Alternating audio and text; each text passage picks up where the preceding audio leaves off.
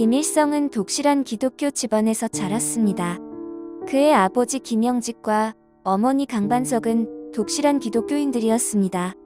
특히 김일성의 어머니는 다른 여성들처럼 재봉도 하고 달구지도 끌고 다니면서도 한 손에는 늘 성경책을 들고 기도를 드리는 일을 잊어버리지 않았다고 전해집니다.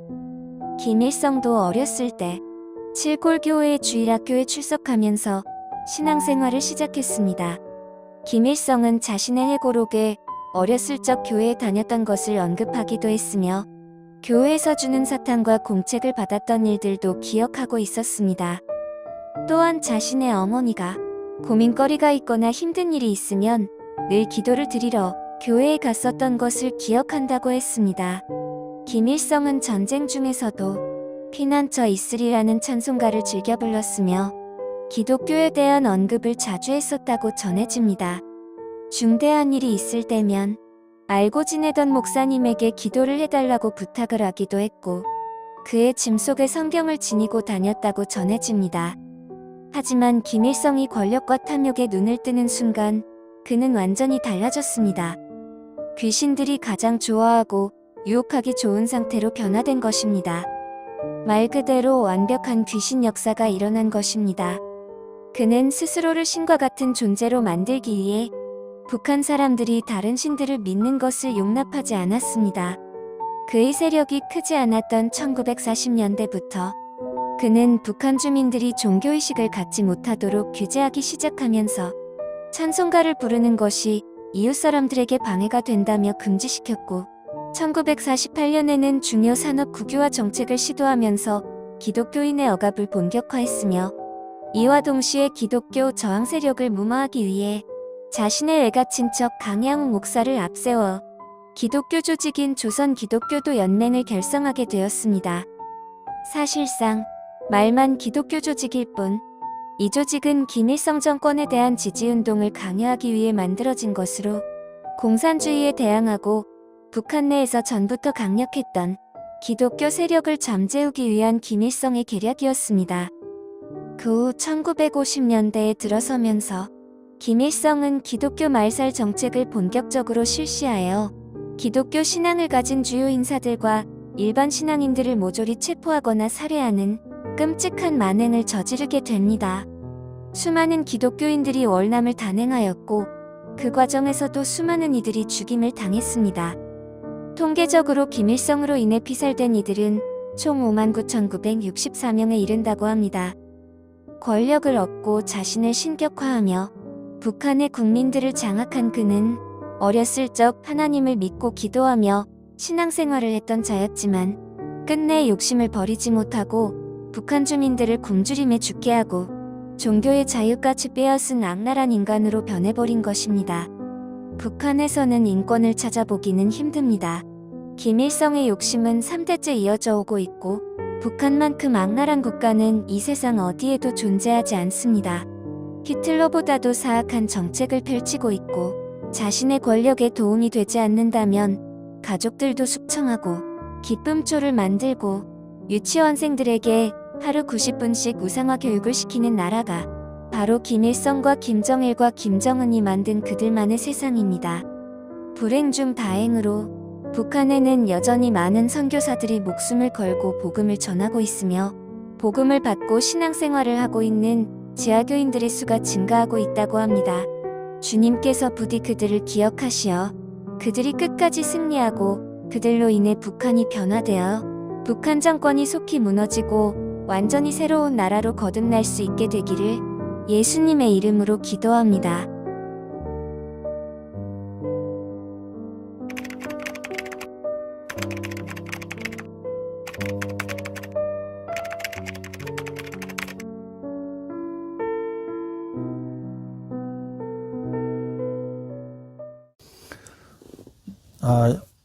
이번 주간은 베드로 전서를 우리가 3번에 걸쳐서 나누겠습니다. 먼저 첫 번째 시간으로 신자의 구원이라고 하는 제목으로 말씀을 나누고자 합니다. 먼저 본문은 우리가 너무나 다 잘 알고 있는 베드로전서 2장 9절로 10절 말씀입니다.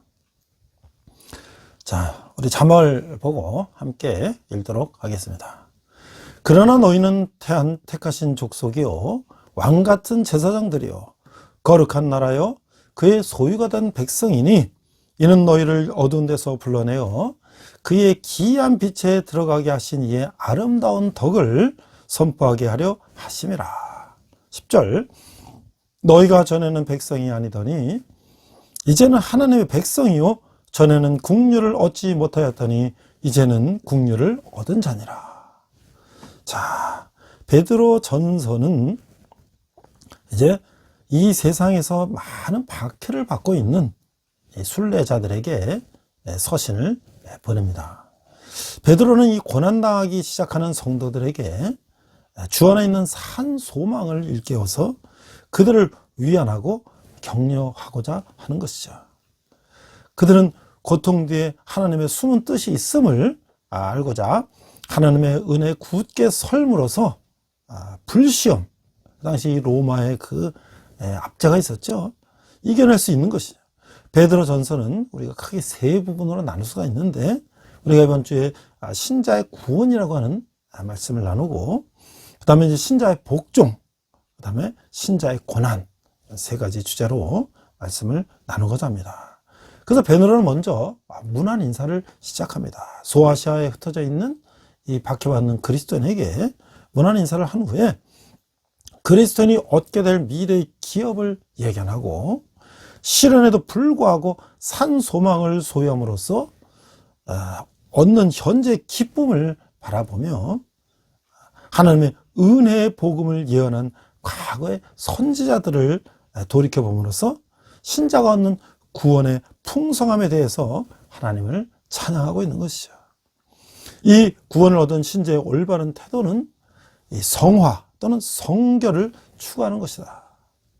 그러므로 베드로는 육체의 정욕을 제어하고 행실을 선하게 하라고 권하고 있는 것이죠. 그래서 오늘 첫 번째 인사 말씀을 보면 1장 1절에 베드로는 이렇게 편지를 시작하고 있습니다. 예수 그리스도의 사도 베드로는 본도, 갈라디아, 갑바도기아, 아시아와 비두니아에 흩어진 나그네 2절 곧 하나님 아버지의 미리 아심을 따라 성령이 거룩하게 하심으로 순종함과 예수 그리스도의 핏부림을 얻기 위하여 택하심을 받은 자들에게 편지하노니 은혜와 평강이 너에게 더욱 많을지어다. 이렇게 인사를 하고 있어요. 자, 이 하나님께 선택받은 자들이 이 세상에서 나그네다. 이런 건 얼마나 정말 놀라운 일이 아닐 수 없어요. 그래서 우리들의 이 시민권은 하늘에 있다.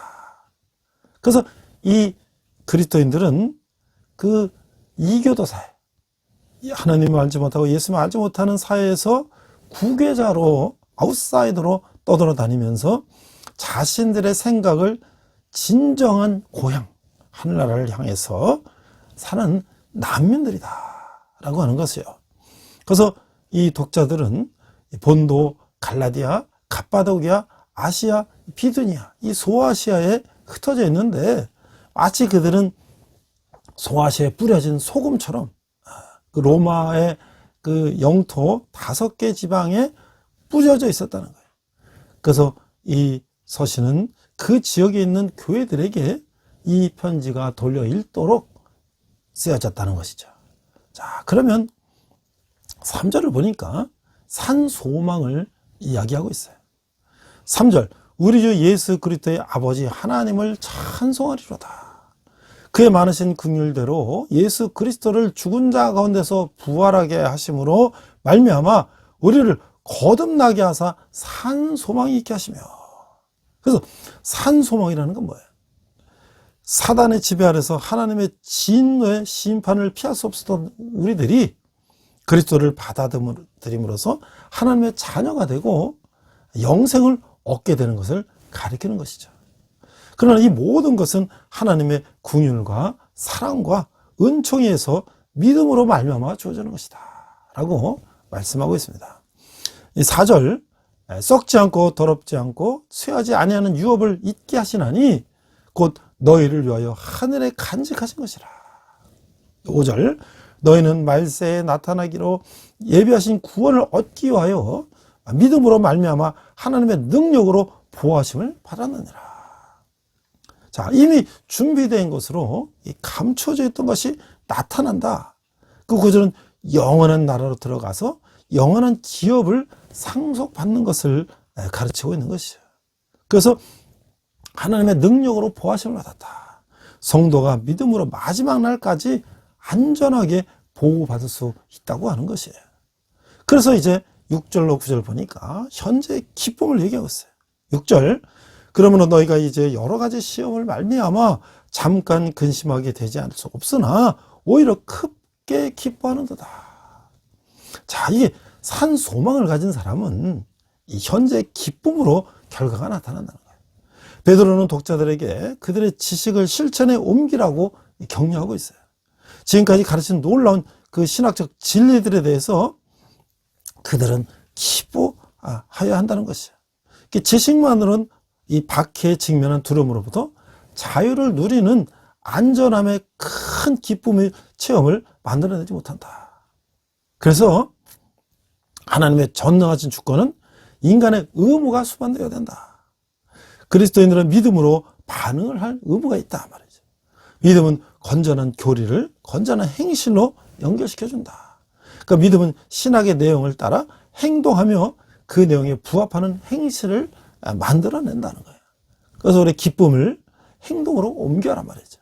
7절 너의 믿음의 확실함은 불로 연단하여도 없어질 금보다 더 귀하여 예수 그리스도께서 나타나실 때에 칭찬과 영광과 존귀를 얻게 할 것이다. 자, 그 인생의 이런 평범한 문제라는 것이 아니라 이 박해로 불릴 만한 여러 가지 시험들은 두 가지 결과를 나타낸다. 첫째 뭐냐면 시험들은 불로 연단받음으로써 불순물이 제거되는 금과 같이 신자의 믿음을 순결하게 해준다. 두 번째는 시험들은 신자의 믿음의 실체를 증명해 준다. 그 외부로부터의 그 압박은 그리스도의 믿음을 깊게 해주고 또 강화시켜주며 믿음의 실체를 드러내 보이도록 해준다는 거예요. 자, 그래서 두 번째 보니까 모든 행실에서 거룩한 자가 되라. 그러니까 13절에 보니까 그러므로 너희 마음의 허리를 동이고 근신하여 예수 그리스도께서 나타나실 때에 너희에게 가져다 주실 은혜를 온전히 바랄지어다. 14절 너희가 순종하는 자식처럼 전에 알지 못할 때에 따르던 너희 사역을 본받지 말고 15절 오직 너희를 부르신 거룩한 이처럼 너희도 모든 행실에 거룩한 자가 되라. 16절 기록되었을 때 내가 거룩하니 너희도 거룩할지어다 하셨느니라. 자, 지금 13절에서 16절에서 여기까지 베드로는 5가지의 명백한 이 훈계를 하고 있어요. 첫 번째 뭐예요? 너희 마음의 허리를 동이고, 두 번째 근신하여, 세 번째 은혜를 바랄지어다, 네 번째 사역을 본받지 말고, 다섯 번째 거룩한 자가 되라.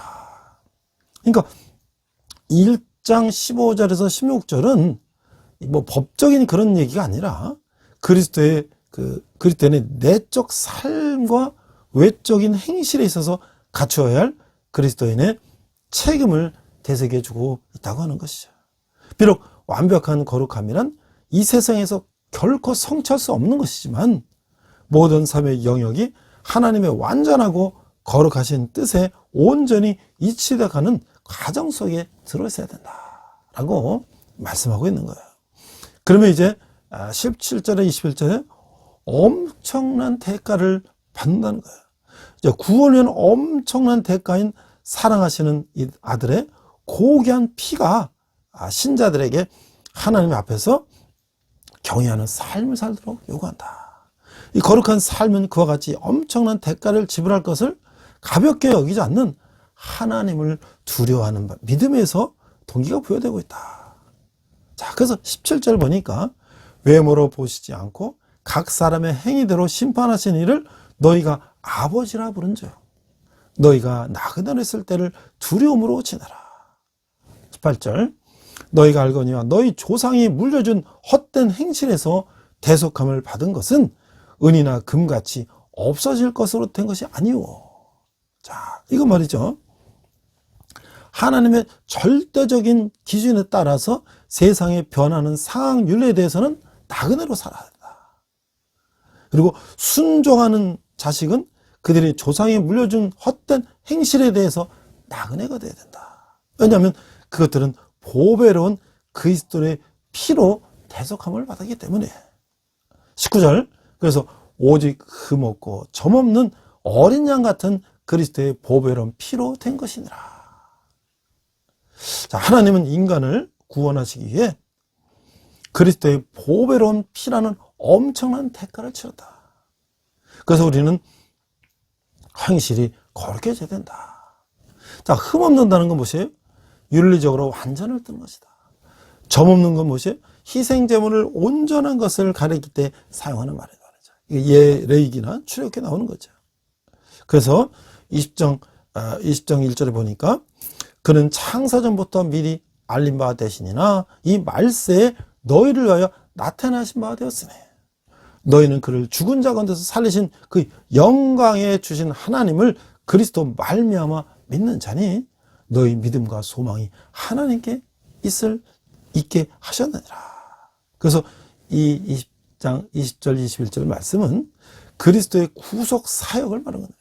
창세 전부터 우리의 구속 사역은 이미 예배되었고 말세 그리스도의 초림에서 재림의 이르기까지 하나님 말세에 그리스도를 나타내셨다라고 하는 것은 그리스도의 죽음과 부활 사건이 역사의 완성이다라는 것을 보여주고 있다는 것이죠. 그래서 이런 사실들은 고통하는 성도들에게 소망을 주고 있어요. 여러분들이 이 로마에 압제하여 있지만 예수 그리스도께서 십자가의 피로 우리 죄를 대속해 주셨고 다시 오실 때에 우리를 영원한 천국으로 인도하신다. 그러니까 우리는 이 세상의 고난을 기쁨으로 맞이하며 우리의 행실을 바르게 해야 된다는 것이죠. 자, 이거 얼마나 이 놀라운 얘기입니까? 제가 자료를 찾아보니까 이 북한의 말이죠. 김일성 가족이 어떤 가족이었는가? 자료를 찾아보니까 이 김일성과 기독교는 어떤 관계였을까? 김일성의 아버지 김영직은 서양 선교사가 처음 세운 숭실학교에서 또는 그 전에 기독교인이 됐다는 거예요. 김일성의 아버지가 기독교인이야. 또 김일성의 어머니는 선교사가 지어진 이름인데 이름이 강반석이래요. 그러니까 우리가 베드로가 뭡니까? 반석이지 않습니까? 반석? 그래서 여자 이름이니까 반석으로 졌어요. 그 외삼촌도 강양욱이라는 사람이 목사라는 거예요. 그러니까 그 가족은 다 아버지, 어머니의 영향에 자라서 김일성 어린 시절 때 그 자기가 다니던 반석 교회에서 이제 뭐 성탄절날 연구할 때 예수님 욕도 하고 그랬다는 거예요.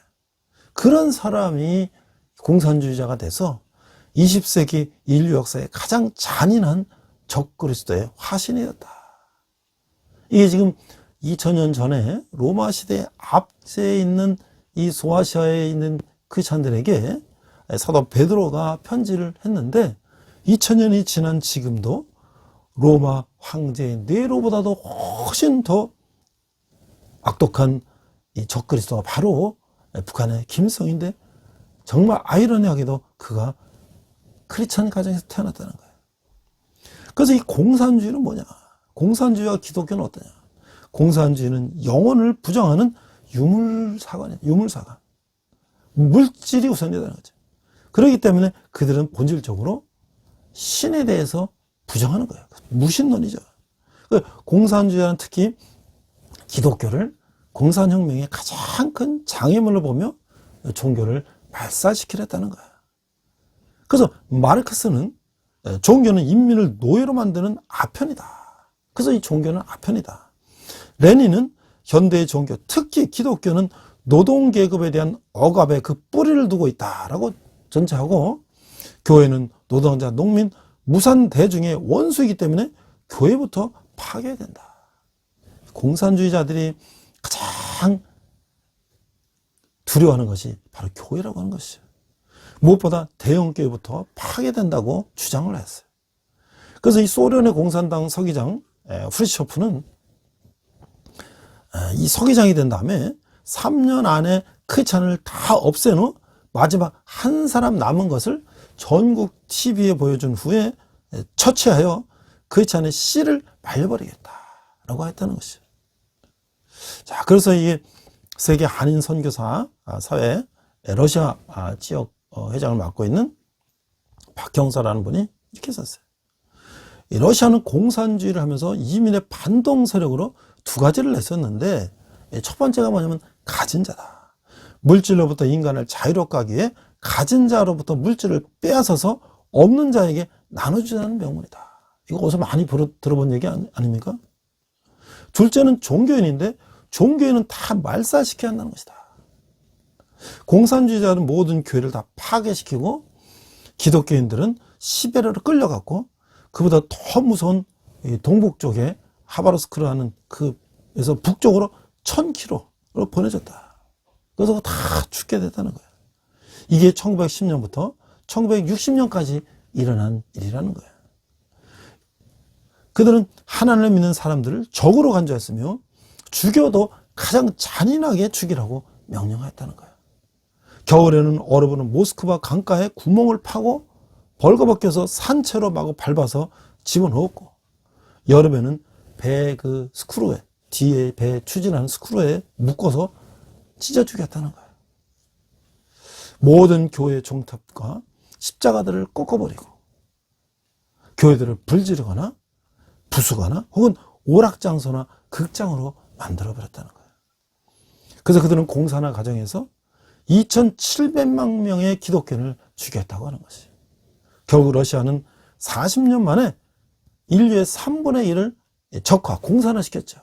이 소련부터 이 중국, 또 베트남, 북한, 또 동굴아파 해서 그렇게 공산을 시켰어요. 그래서 기독교는 2000년 동안에 인류의 3분의 1 정도를 선거했어요.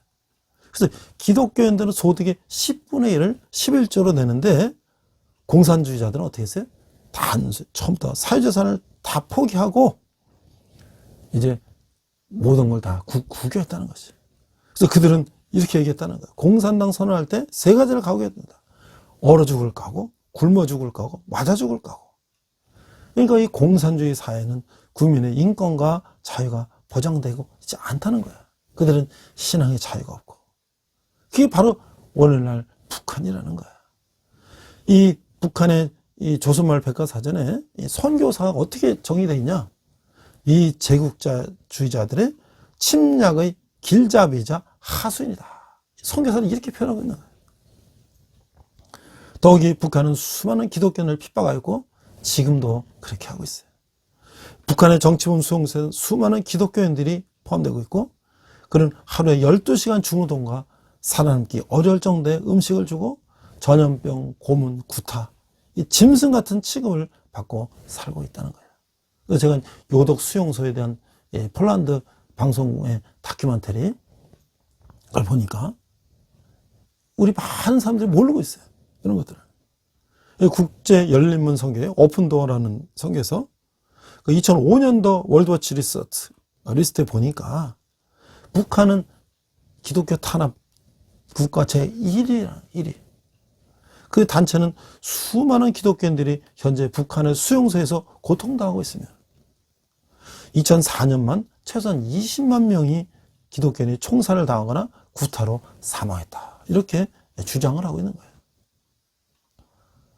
이 2000년 전에 로마의 압제에 있는 이 그리스도인이나 오늘날 북한의 이 지하에 있는 이 크리스천이나 이러한 상황 속에 있다는 거예요. 근데 베드로는 그들에게 어떻게 이제 소망을 주었는가? 자, 이제 우리의 실천을 얘기하고 있어요. 베드로는 이제 거룩한 삶에 대한 권면에 있어서 새로운 비유를 사용하는데, 독자들은 스스로를 성결케 했기 때문에 거룩함의 실천이나 사역에 준비된 자들이다. 그래서 그들은 더 이상 갓난아기가 아니고 왕 같은 제사장들로서 영적 제사를 들을 수 있는 만큼 자라났다라고 말하고 있는 거예요. 그 4절에 2장 4절에 보니까 사람에게서 버림받아 되었으나 하나님께서는 택하심을 입은 보배로운 산돌이신 예수께 나아가.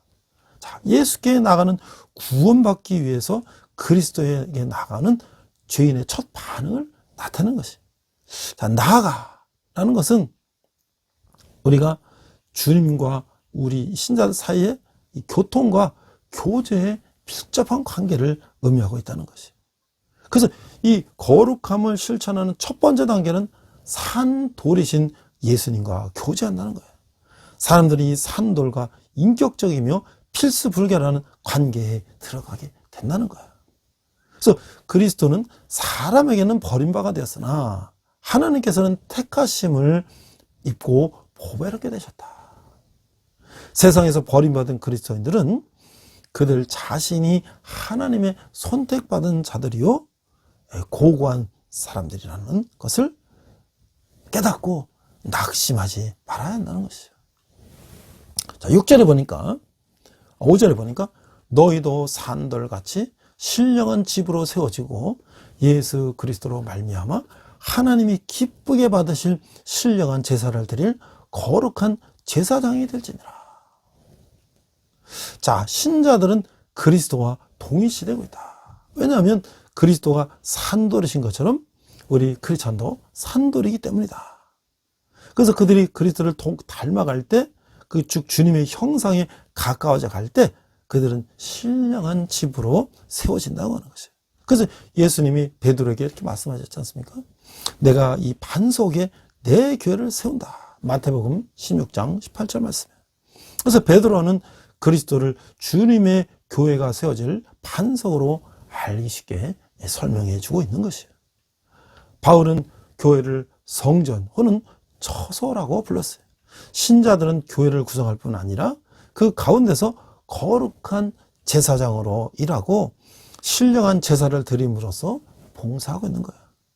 신자들은 모두가 제사장이죠. 그래서 우리가 만인 제사장이라고 이야기하고 있지 않습니까? 그들은 하나님께 직접 나아가 예수 그리스도 이외에 어떤 다른 중재자도 필요하지 않다고 하는 것이에요. 그 같은 제사장의 봉사는 거룩함을 요구하고 하나님께 돌리는 찬송과 다른 사람에 대한 선행은 하나님께 영광을 드리고 하나님께 기쁘게 하는 영적 제사라고 하는 것이에요. 아니면 이 산돌들은 또한 자기 자신을 예수 그리스도로 말미암아 하나님을 기쁘게 받으실 산 제물로 드려야 된다. 자, 6절에 보니까 성경에 기록되었을 때 보라 내가 택한 보배로운 모퉁이 돌을 시온에 두노니 그를 믿는 자는 부끄러움을 당하지 아니하리라 하였으니. 자, 이 베드로는 구약 성경의 말씀들을 이제 인용하고 있어요. 그 이사야서 28장 16절 말씀, 그리스도는 하나님이 택한 보배로운 모퉁이 돌이다. 이 모퉁이 돌이라는 게 뭐예요? 건물을 이제 기둥을 세울 때 그 받침이 되는 거잖아요. 그래서 흔들림이 없는 거죠. 그래서 우리가 바로 그러한 이 모퉁이 돌에 건물이 모퉁이 돌에 의지해 서듯이 우리 신자들은 그리스도, 모퉁이 돌이신 그리스도를 의지한다고 하는 것이에요. 그래서 그를 믿는 자는 부끄러움을 당하지 아니하리라. 그래서 베드로는 그리스도를 신뢰하는 자들에게 보장된 궁극적인 승리에 대해서 분명한 성경의 약속을 확인시켜 주고 있다는 거예요. 7절, 8절을 보니까 그러므로 믿는 너에게는 보배이나 믿지 아니하는 자에게는 건축자들이 버린 그 돌이 모퉁이의 머릿돌이 되고 8절 또한 부딪히는 돌과 걸려 넘어지게 하는 바위가 되었다 하였느니라. 그들이 말씀을 순종하지 아니하므로 넘어지나니 이는 그들을 이렇게 정하신 것이라. 자, 이 7절, 8절을 보니까 이거는 믿는 자들과 믿지 않는 자들을 대조시키고 있어요. 자, 믿는 자들에게는 그리스도가 지극히 가치 있는 보배로운 분이 된다. 그러나 그리스도를 믿지 않는 자들에게는 그 돌이 이제 그들의 불순종으로 말미암아 부딪히는 것이 된다. 예수님이 시편 118편 22절에서 인용해서 언급한 이 말씀이 이 대제사장들과 바리새인들에게 그대로 일어났다는 것이죠.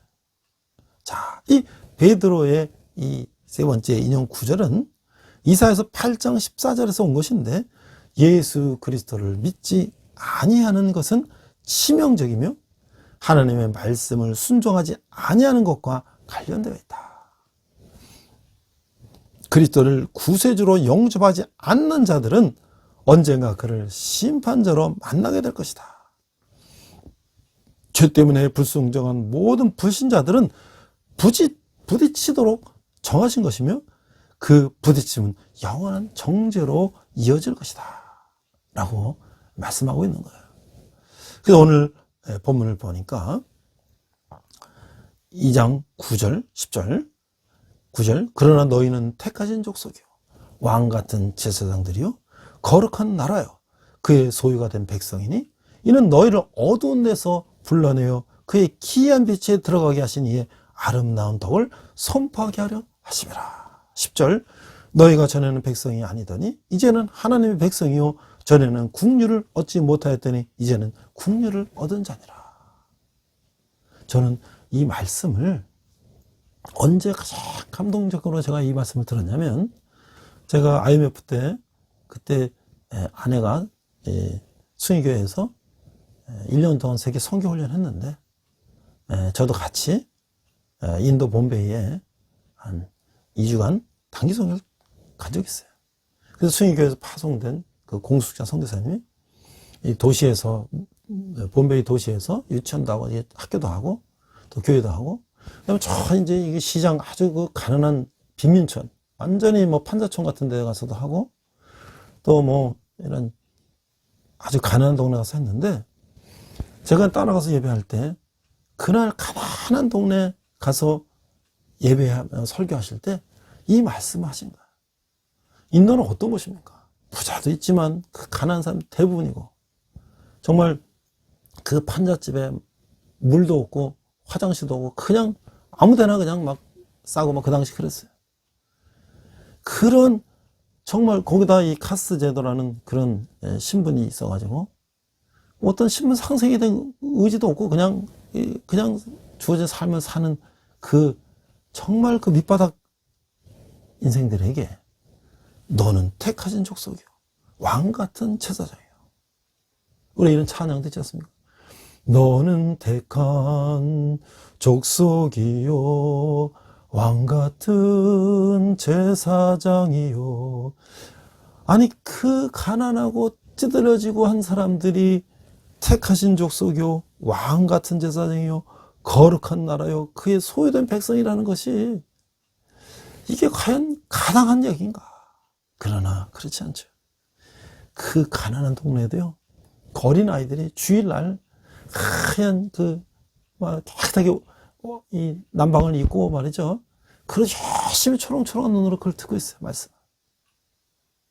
그들의 앞날이 그 어려운 가운데도 하나님의 정말 그 영광이 그들과 함께 나타난 것을, 또 그 미래가 얼마나 이제 희망찬 소망이 있다는 것을 저는 그때 느꼈어요. 이 베드로는 역시 이 소아시아의 교회의 이 교인들, 로마의 압제에 있는 교인들에게, 언제 죽을지 모르는 그 압제 속에 있는 교인들에게 이렇게 말씀을 하고 있는 거죠. 그 독자들에게 거룩을 실천하라는 감동적인 권면을 하고 있는 거예요.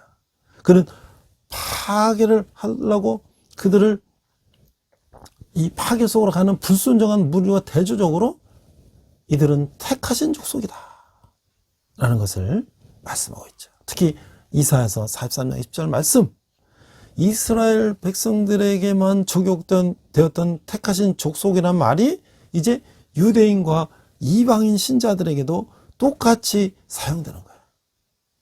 그래서 시내산에서 하나님께서 모세에게 말씀하신 말씀, 출애굽기 19장 6절, 너희가 내게 대하여 제사장 나라가 되며 거룩한 백성이 되리라. 이것이 바로 이 교회 시대에 사는 신자들은 왕 같은 제사장이요 거룩한 나라요 그 소유된 백성이라고 하는 것이죠. 이 그리스도인들은 특별한 족속이에요. 왜냐하면 그들은 하나님이 자신을 위해서 하나님이 그들을 위해서 보존하시기 때문에 하나님이 자신 위에 신자들을 택하신 목적은 그들을 다른 사람들 앞에서 그의 아름다운 덕을 선포하시기 위하다. 신자 즉 제사장들은 그들의 삶 가운데서 자신들의 하늘 아버지의 성품들이 분명히 나타나도록 살아야 된다. 그들은 자신들의 어두운 데서 불내어 그의 기이한 빛에 들어가게 하신 하나님의 영광과 은혜에 대한 증거자로서 봉사해야 된다 라고 말하고 있는 것이죠. 그래서 마지막으로 이제 2장 11절 12절 보니까 사랑하는 자들아 거류면과 나그네 같은 너희를 권하니 영혼을 거슬러 싸우는 육체의 정욕을 제어하라. 그래서 뭐예요? 이 세상의 일에 집착하여 육신을 부리지 말고 정욕을 이겨야 된다. 12절 너희가 이방인 중에서 행실을 선하게 가져 너희를 악행한다고 비방하는 자들로 하여금 너희 선한 일을 보고 오시는 날에 하나님께 영광을 돌리게 하라. 그러니까 크리스찬들을 비방하는 사람들까지도 하나님께 영광 돌리도록 선한 성도들은 선한 행위로 모범을 보여야 된다. 이 선한 성도들의 선한 행위가 곧 하나님께 영광이 되기 때문이다 라고 말씀하고 있는 거죠. 제가 앞에서 북한의 김일성이 어떤 가정에서 태어났는데 그가 공산주의자가 돼서 기독교를 말살하고 있는 걸 말씀드렸죠. 이제 북한에서 탈북민들이 고난의 행군 몇백만 명이 굶어 죽고 막 그런 과정 속에서 이제 먹고 살기 위해서 이제 탈북을 하기 시작했죠. 그래서 이제 중국을 거쳐서 몽골을 거쳐서 이래서 이제 동남아시아로 해서 그들이 이제 한국으로 오는 사람들이 지금 몇만 명이지 않습니까? 그래서 제가 최강 목사님이라는 분이 내래 죽어도 좋습니다 이런 책을 쓰신 걸 제가 보고 저는 우리 부모님이 다 평안도에서 월남하신 분들이기 때문에 관심이 많이 있죠. 그 책을 보니까 정말 그 북한에서 남한으로 탈출하려고 왔는데 공안에 잡히면 다시 이제 북한으로 이제 끌려가지 않습니까? 그럼 고문당하고 또 이제 정치용 수용소에 가고 이러는 거죠. 그런데 그 사람들을 모아서 성경을 가르치는 거예요.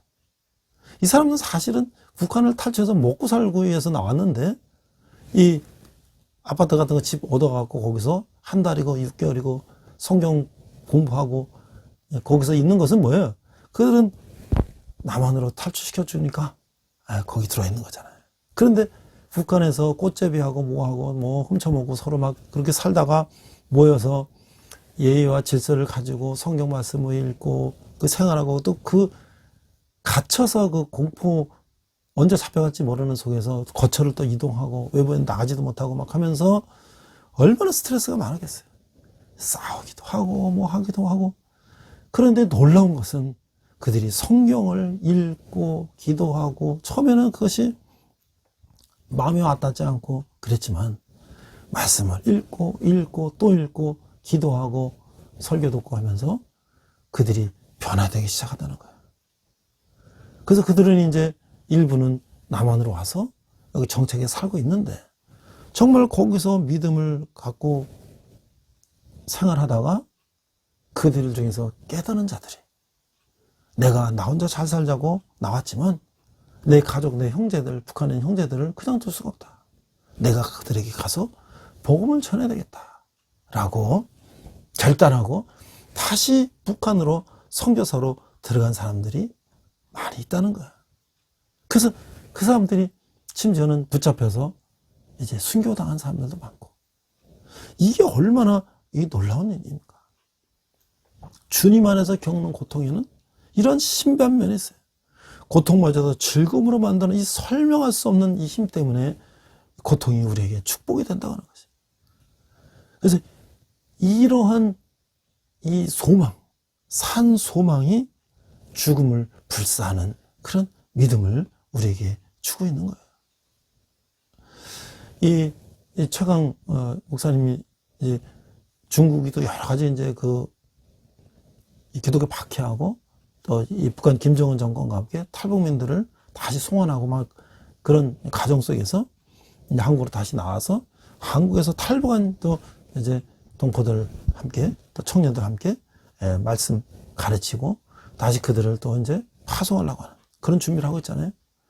또 어떤 일부 형제들은 영어를 배워서 영어권에 가서 북한의 실상을 알리겠다고 저 필리핀에 있는 학교로 가서 영어로 공부하는 또 그런 학생도 있고, 또 미국이나 뭐 유럽에 가서 북한의 인권에 대해서 이제 그런 걸 설명하는 사람들도 있고 말이죠. 가장 실질적이고 확실한 북한 선교는 북한 사람 한 사람의 변화다.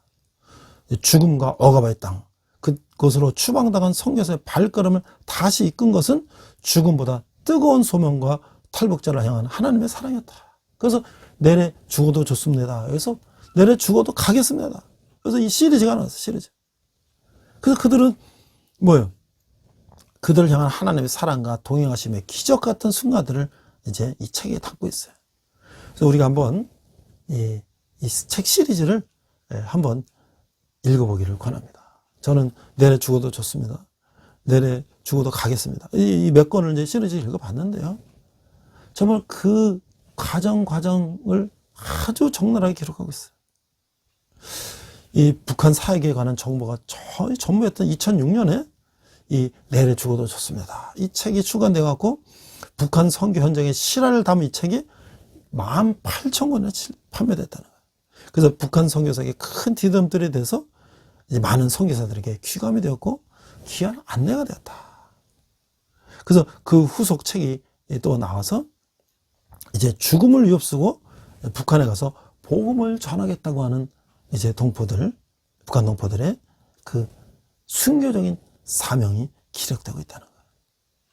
그래서 오늘 우리가 베드로 전서 말씀을 통해서 아무리 어려운 이런 상황 속에서도 예수 그리스도께서 십자가에 피를 흘리시면서 돌아가신 예수 그리스도의 의해서 우리가 구원을 받았으므로 우리가 이 세상 가운데 우리가 산 소망을 가지고 우리 선한 행실로 많은 사람들의 본이 되며 또 우리가 이제 예수님 다시 오실 때 우리가 그 소망을 가지고 이 어려운 세상을 우리가 승리하며 살아간다고 하는 것이, 그것이 오늘 전 세계 우리 선교사님들이 복음을 전하고 특별히 이 세상에 가장 기독교 박해지수가 최고 높은 북한에 이제 동포들이 다시 돌아간다는, 자기가 지옥을 탈출했는데 자기가 스스로 이번에는 지옥으로 다시 들어간다는, 그것은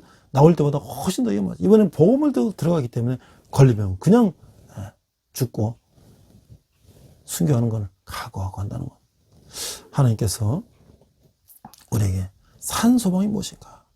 오늘 우리는 그러한 극한 상황은 처하지 않을지라도 우리가 그들을 위해서 기도하며 또 어떻게 우리 그들을 도울까? 또 우리는 우리대로 어려운 이런 경제 여러 가지 환경 상황 속에서 우리가 산 소망을 가지고 우리가 희망을 가지고 사는 저와 여러분 되시기를 주님의 이름으로 축원합니다.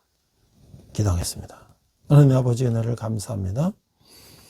어려운 상황 속에서도 산 소망이신 그리스도를 바라보며 승리하는 저희들 되게 하여 주시옵소서. 감사드리며 예수님 이름으로 기도했습니다. 아멘.